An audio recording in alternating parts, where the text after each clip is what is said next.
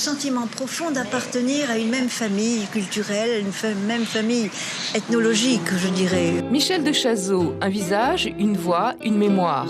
Celle qui est aujourd'hui un des piliers du FIFO depuis le premier jour, a fait ses armes devant une caméra de la télévision scolaire. C'était en 1967, un an après son arrivée sur le territoire. Elle était enseignante au lycée Paul Gauguin.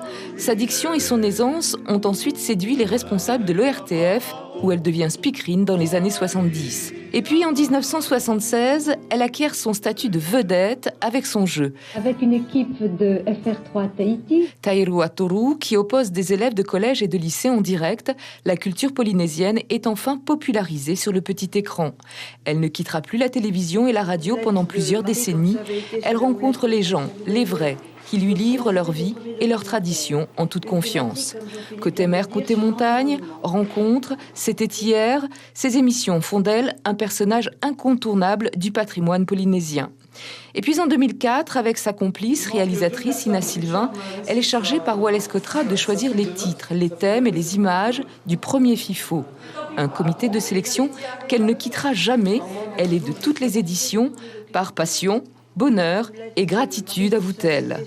Impossible pour elle de désigner un seul film qui aura marqué au cours de ces années. Mais l'histoire des aborigènes d'Australie et la découverte de la Papouasie-Nouvelle-Guinée l'ont profondément marquée.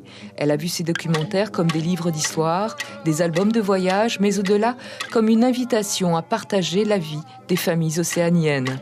Depuis quelques années, elle exporte le FIFO hors des murs dans l'archipel polynésien, avec un seul regret, la trop faible contribution de la production locale, sous-équipée par rapport aux structures australiennes et néo-zélandaises.